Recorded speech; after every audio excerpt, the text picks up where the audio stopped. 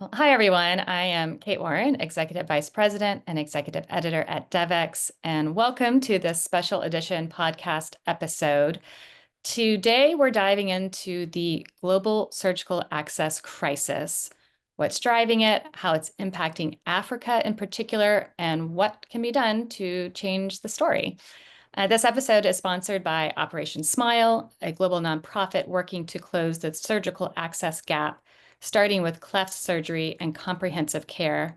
Since 1982, they've been training local health workers, strengthening systems, and helping communities deliver care where it is needed most. But it's not just about surgery. Operation Smile is also focused on long-term impact by training local doctors and donating essential medical equipment. And our guests today are Dr. Billy Magee, Chief Medical Officer at Operation Smile, and Professor Faustin Ntirenganya, who's Professor of Plastic Surgery at University of Rwanda. They're also co-chairs of the Pan-African Surgical Conference and have been leading efforts to grow Africa's surgical workforce and improve access to care. So today we're going to talk about the shortage of surgical professionals across the continent, what's working to change that, and some key takeaways from Operation Smile's work in Rwanda, and some highlights from the recent Pan-African Surgical Conference that happened in Kigali just recently in February. So first, to get started, Dr. Magee, Professor Faustin, welcome. Thank you for joining us. So I want to kind of start with that big picture that right now there's more than 5 billion people around the world who don't have access to safe, affordable surgery. Distance, inadequate health infrastructure, a shortage of trained professionals really exacerbate this issue. So Dr. Magee, what does that kind of access gap mean for patients, providers, and communities? What's the real impact of that on the ground? I've been thinking a lot about it lately. We do a lot of writing here, and sometimes the writing can become a little esoteric. Even the words essential surgery possibly can get lost with everyday folks. A third of what happens in healthcare is surgery.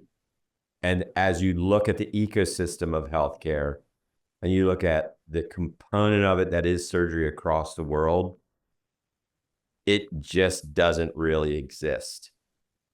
The reason for it, I believe, is because it's extremely cumbersome. When you look at public health in general, what went into vaccinations, preventative care, a lot of that work was upfront with R&D and the making of drugs, and then ultimately the dissemination of drugs. But just imagine how hard it is to create the surgical side of the healthcare ecosystem.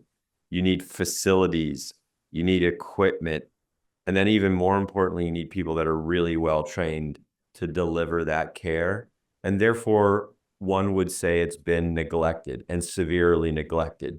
So it's very far behind in terms of its composure within the healthcare ecosystem globally. Yeah, I imagine it's a harder to scale issue, just given you mentioned the human capacity that you need behind it. Professor Faustin, thinking about the implications of really neglecting surgical care and global health agendas, what do you see from your context in Rwanda? At the end of the day, the surgery, if neglected, that should have prevented death. So preventable deaths will happen. But most importantly, what surgery address is congenital anomalies, is trauma, is cancers, and others. So all that, if not is taken care, people will die. And they will have a lot of disabilities. And in the countries like other African countries where people are very young, so those are the people who should be going out to work and producing wealth for families and for countries. So that will also bring economic hardship and prevent countries and the families to develop. So it becomes a very comprehensive and it's a huge issue if surgery is not addressed as it should be. Yeah, and so, looking at Africa specifically, the shortage of surgical professionals across the continent is, again, to throw out some staggering numbers. I think by 2030, Africa is expected to face a shortfall of more than 6 million surgical care providers. And in some regions, there are only 0.5 surgeons and just 0.1 anesthetists per 100,000 people. So that creates, huge strain on the health system. Professor Faustin, you mentioned there are these other competing health priorities that many of these countries are trying to address. So I'll ask you, Professor Faustin, what do you see as kind of some of the biggest hurdles to strengthening the surgical workforce in the African continent?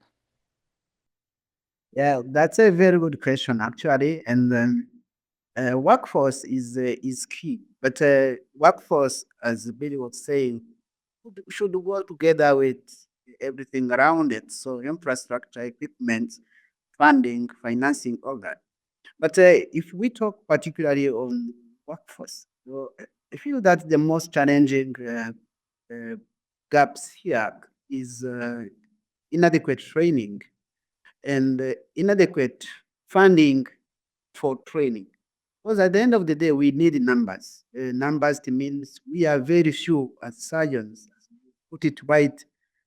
When Africa is supposed to be having around 25% of the global surgical burden, so we only have 2% of the workforce, so which is a huge gap. But quantity is not enough. If we produce just numbers, we have also to produce the quality of the surgeons that we need. So, and that need investment. So people should invest in that, and they should have people to train. So that end we don't have issue because we are very young, and you have a lot of young men and women who are willing to join surgical trainings. So, but you cannot just train because you need trainers, so mentors, supervisors, people who have done that before so that they can take the hand of the next generation. So that's also is missing. So when you discuss with the young generations of today and those who are joining us, they look at how you work and how you live. They say, no, that is not something I want to do because it is too hard. So you are always in the hospital, you don't have life. That's kind of a lack of work-life balance also is hindering the development of workforce here. So yes, this is some of the countries in Africa has some political instabilities, uh, insecurities, which on a broader sense will also limit how people invest on long run and how sustainable system. But I cannot conclude without discussing a little bit about retention of of the shoe that we produce. So in terms of motivating them, in terms of salaries, and in terms of designing for them a career path, where the young one who are joining surgical careers have a hope that tomorrow is better than today, and they project themselves in the future and they see themselves. So lastly, another issue that we account around is about brain drain. Sometimes when we train either locally or from overseas, it is hard that those who have been trained, they stay in the system for long. So even if they come back, they stay there for short and they go because they are being called here and there to be offered better living conditions. So it's a lot of challenges around strengthening workforce, but I feel that if we address them correctly, probably we can make it. Yeah, I know. I mean, the strain that has been on healthcare workers since COVID too, I know has perhaps scared off younger people from pursuing these careers when they read those headlines. And it is the global workforce shortage really means that there's a global demand for these professionals. So, what strategies do you see working? Maybe you can give some examples of ways that you are able to can move past some of these barriers. So one is to train people locally. So if you develop local trainings, so yes, you are training, but also at the same time you are impacting to the population because you are treating. But people get to know and to be well integrated in the system they will work in, and then probably they will stay as you have been trained locally. So that's I feel it's one of the strategies.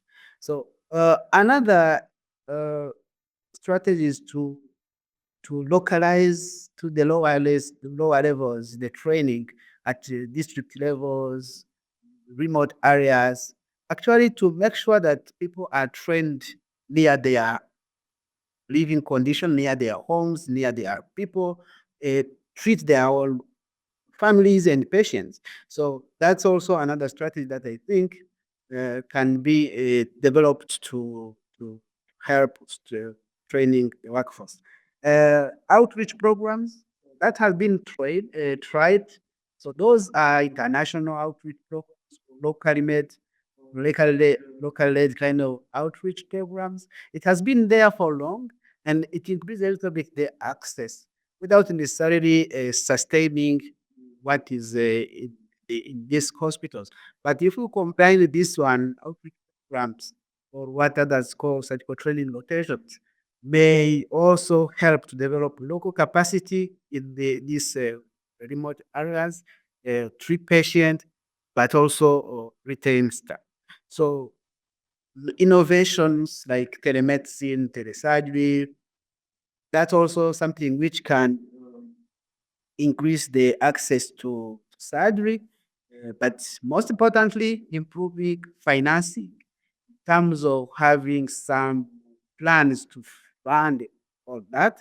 But most importantly, having a kind of insurance scheme like we have in Rwanda, where when people are insured, when you don't share that when you go to hospital, you are going to be poor, then you go there. And I think this is very important that people design some insurance schemes covering not only surgery but also healthcare in general. So you see, it's a mix of multiple strategies that probably, if put together, they can increase the surgical access. Yeah, very complex issue. So, Dr. Magee, I'd like to bring you into this because Operation Smile has been working in Rwanda, focusing on education and training. Just a few years ago, there were only 2 plastic surgeons in the entire country, and now there are nearly 24 trained in cleft and reconstructive surgery.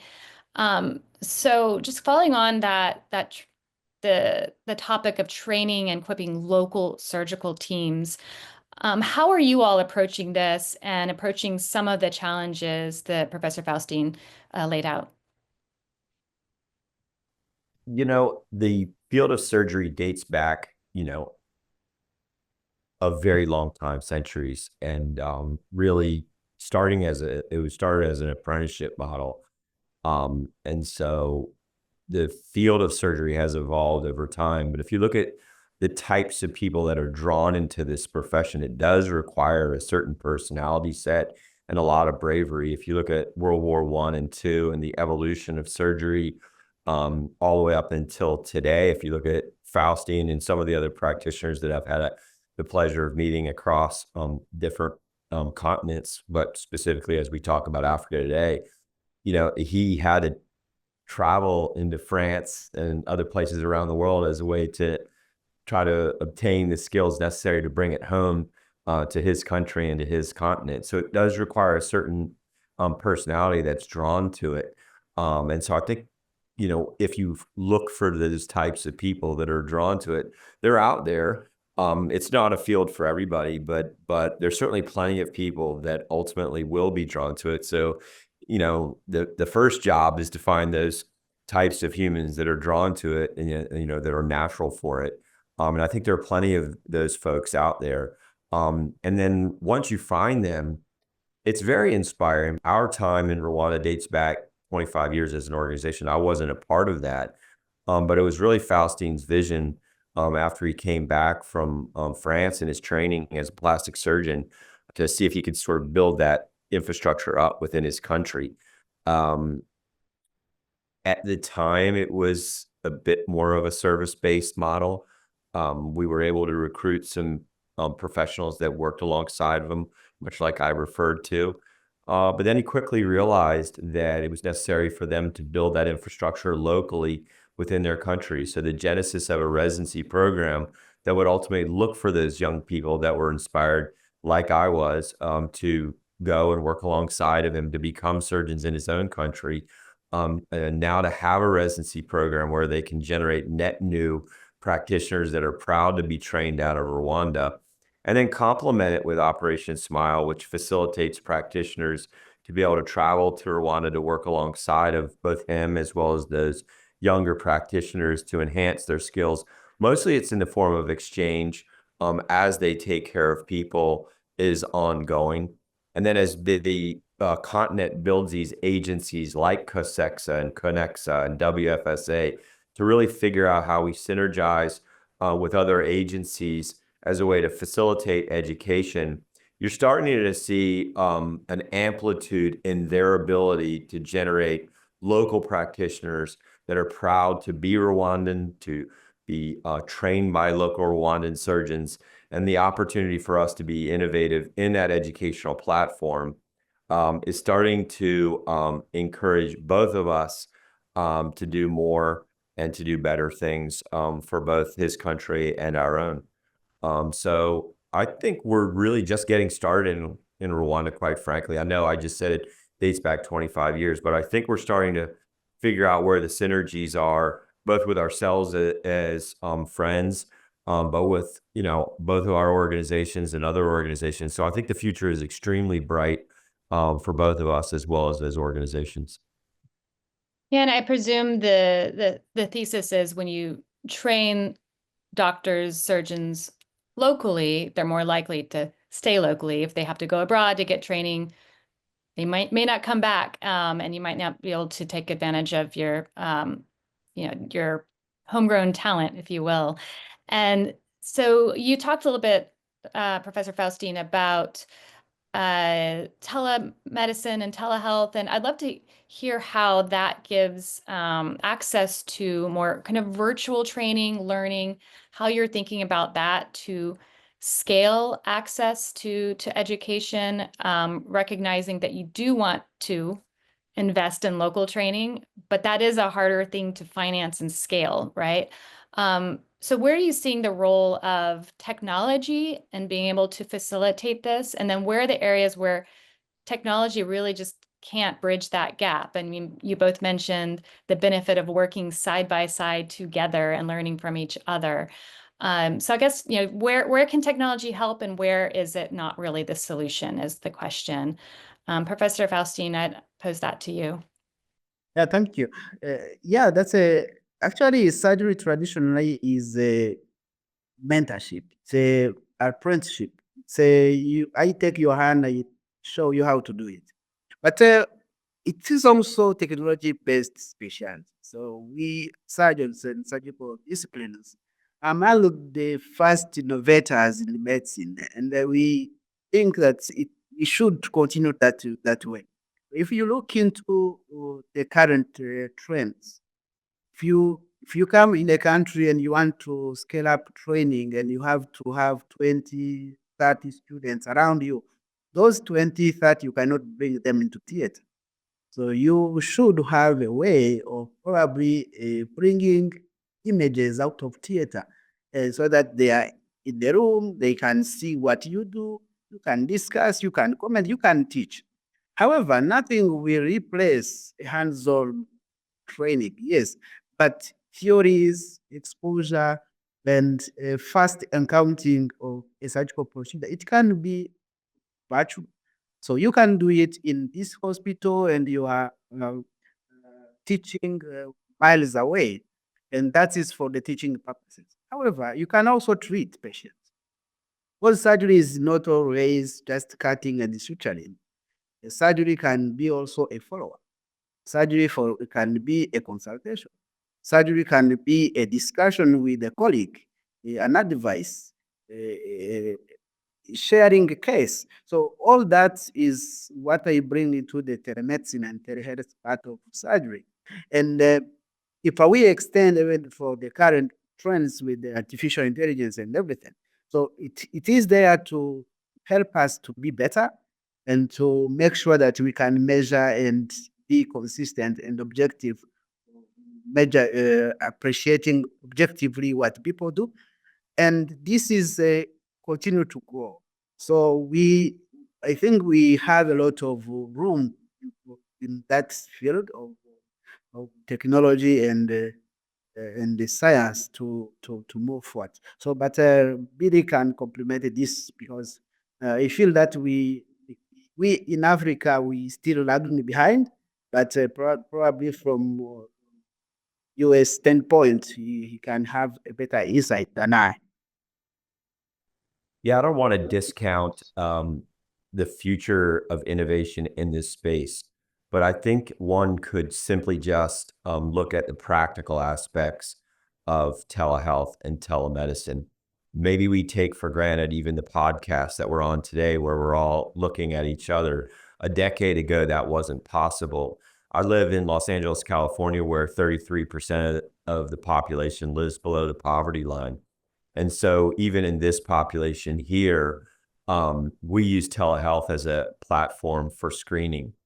5 years ago, that wasn't possible. And so people would come in to our clinics to be evaluated, and many of those patients wouldn't be surgical candidates. And so we take for granted their professions. Maybe they were in manual labor, maybe they were plumbers or electricians, or they were other service providers. And so they had to give up their job. They lost their wage for that day. They came all the way into our clinic. They spent the entire day. They paid for parking. They waited for their appointment.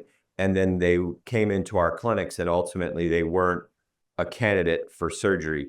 That in and of itself is just a waste of resources specifically for the patient, but even for the provider. So telehealth really has an application as a screening modality first and foremost, so that you can assess patients in their home today to know whether they're a candidate or not for surgery, the urgency of their appointment for surgery, and that allows you to prioritize their visit into the hospital. So I think, telehealth really has its greatest application in the most practical aspects originally. And then Faustin referred to something really important.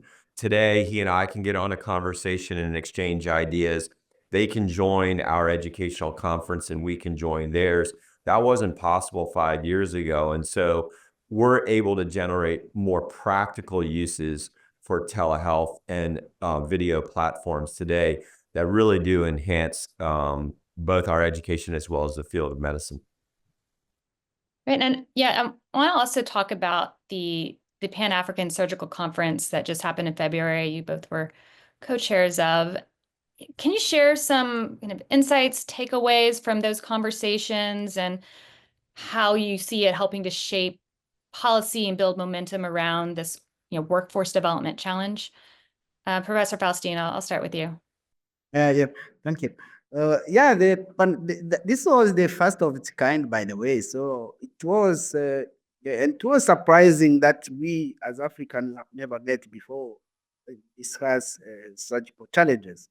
This was a very good conference, which was just concluded recently in Feb here in Kigali, and it was meant to bring together people, to bring together surgeons, policymakers, NGOs, academics, under the same roof and discuss the current surgical challenges, but not only to discuss, because discussion has been happening forever, but try to find solutions to these challenges, and then learn from each other, share best practices, but most importantly, showcase some of the successful models that are existing in Africa. So we did that. So and it was really a very good turn up.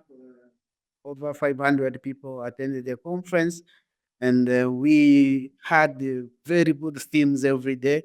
And the overall theme of the conference was actually strengthening surgical systems, a surgeon in every district hospital. And this was really the core discussion and the core business. So education, training, patient care, advocacy, financing. So everything was on the table. So at the end of the conference, some tangible resolution were being made, and then one was to now leverage from local capacities, collaborate more from Africa, South-South kind of collaboration.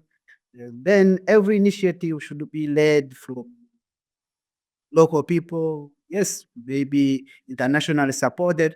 So I feel that was one of the best conferences that I have ever attended, by the way. It was quite very insightful, and even today, I still get some calls for people discussing some of the resolutions. So it was quite very good. We thank again everyone who came, and we are going to build on it and try to take the momentum. Now the governments, the universities, other stakeholders are on board, and then it's up to us now to come up with a very measurable model so that we can move for such agenda forward. Yeah, and you do mention those various stakeholders, governments, universities, and the kind of investment that it takes to build up local surgical capacity, and it's training the workforce, it's having the right facilities, the right equipment. You even mentioned having, insurance schemes so individuals can actually, have access and affordability for this care. So when you think about the investments that are needed to build this, and it probably is a long-term investment plan, and obviously we are sitting in a moment where there's a lot of economic pressures on health systems, but also on countries overall. How do you think about making the case for investing in this? What would be your argument to the various stakeholders on why this should be a priority investment area? And Dr. Magee, I'll start with you. We had dinner with the Minister of Health, who fortunately is a close friend of Faustin's. And when you have the ability to have the level of intimacy in a conversation that we were able to have, you realize how important it is to be advisors to those types of people. They have such a tremendous responsibility, and so they count on he and myself as advisors for that very question, to make an argument as to why they should spend some of their money on as an investment for surgical education. But the argument has already been made, so we have a job to bring data to that person in his role to ultimately make the investment. The argument is an economic argument. If you don't invest in a surgical workforce, the economy in your country will severely be depleted. They reference it as disability adjusted life years, but for those people who break their arm that are never able to return to the workforce, that will ultimately affect the economy. If your appendicitis isn't cared for in a timely fashion, and ultimately you end up in a hospital for a long period of time, or you end up with long-term bowel problems, then you'll never return to the workforce and you'll deplete the economy. So the argument has already been made from incredible health economists like Christopher Murray from different parts of the world, that there's a certain amount of need to invest in all areas of the healthcare system as a way to strengthen the economy. So I believe the argument's already been made. It's our responsibility to bring that data to the appropriate people so they can ensure that a certain amount of investment in their own economy is made appropriately. Yeah, Professor Faustin, how do you approach these conversations within your country? Yeah, if I have to pitch that, and probably advocate for surgery, I would say that if you address surgery, actually you address the whole health system. So if a hospital is able to provide surgery, even if it is just central surgery, so you have your laboratories that should be working, your radiology will follow, your ICU, everything, the hospital is now going to be lifted up. So surgery is, for us who plastics may be considered as a ladder or an elevator of the other health system. So that is one. But I think in these days of non-communicable diseases, that the shift from our countries and our governments and our investors are shifting from infectious diseases, communicable diseases to non-communicable.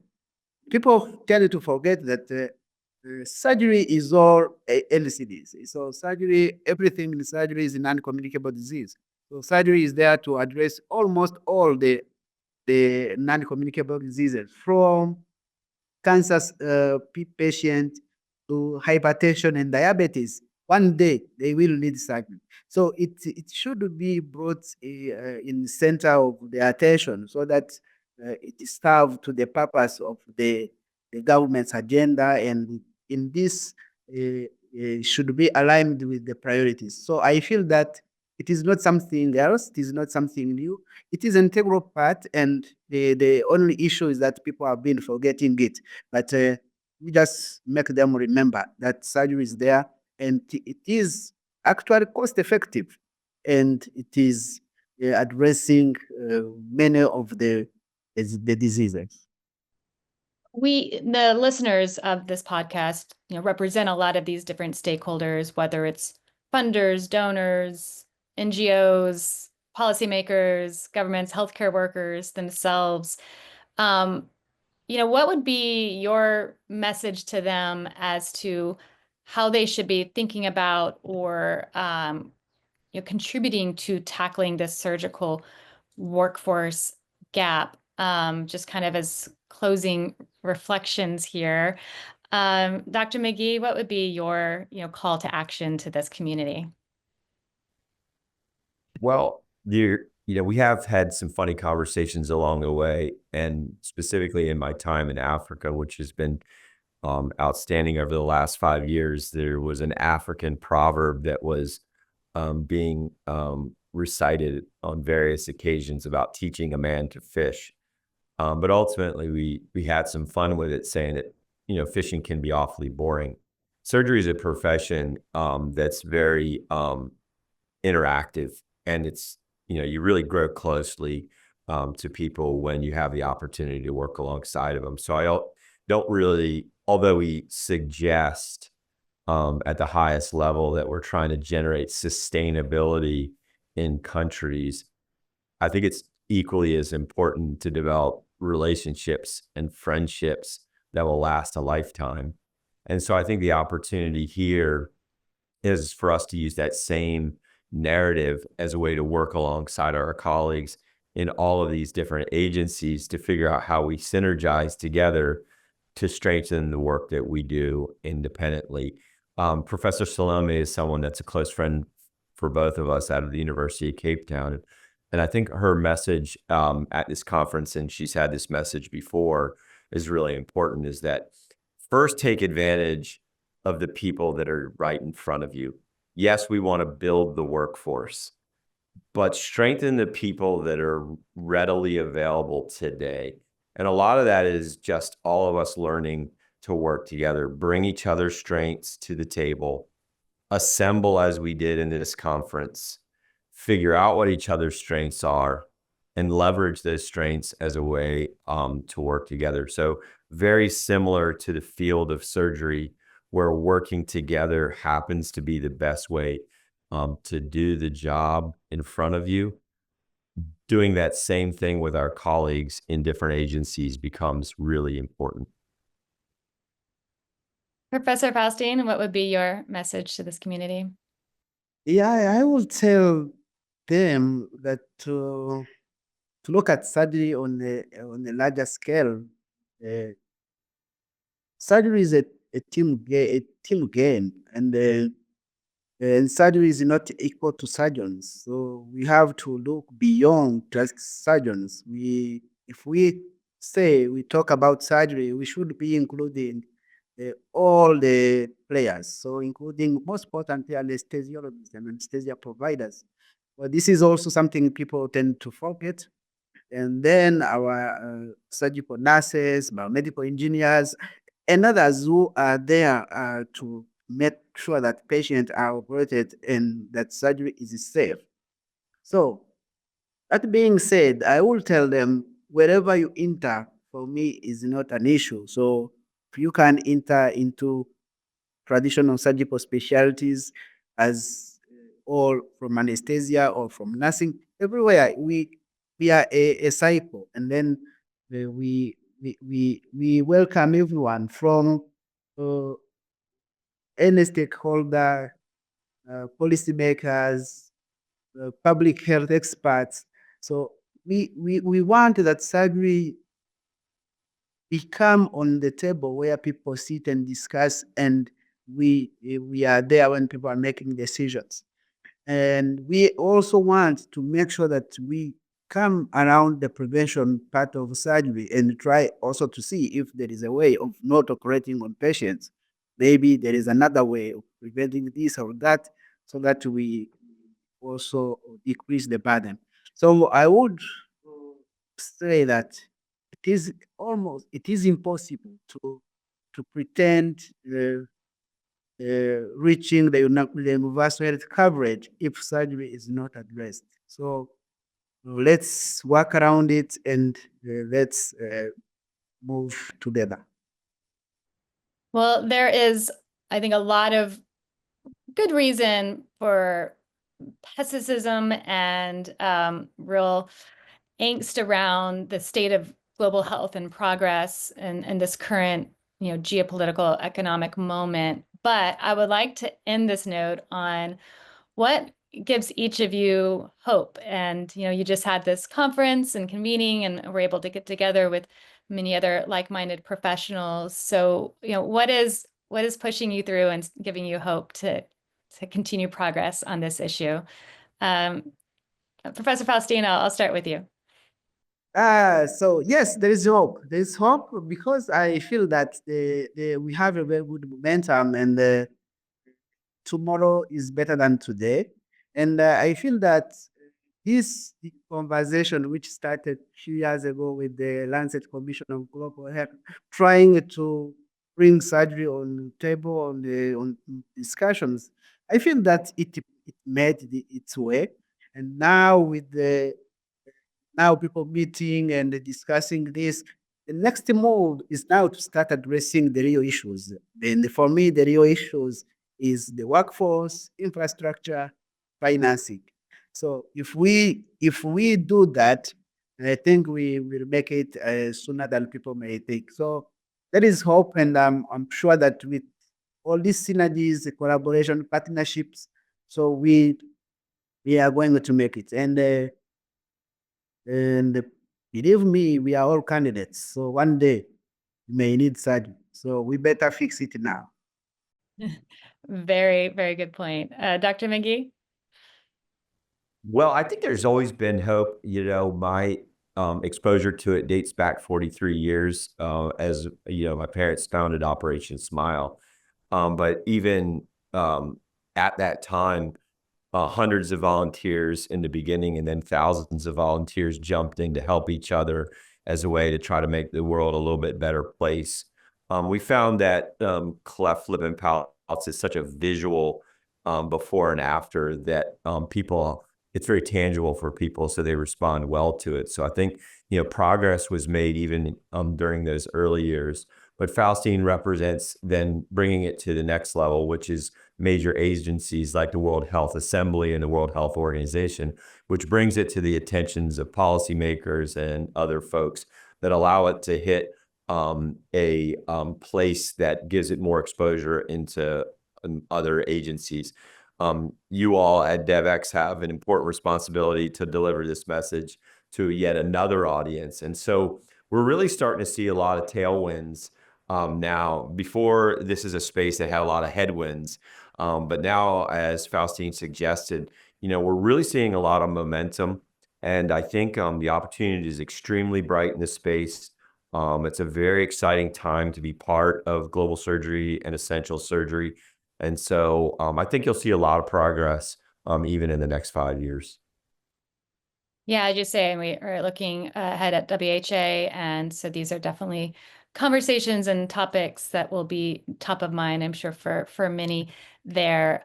For now, Dr. Magee, Professor Faustin, thank you so much for taking the time to share with our audience today, and to Operation Smile for partnering with us on this special edition podcast. I think you've really laid out the case for why this is a critical area of investment and attention in the overall global health infrastructure and system strengthening.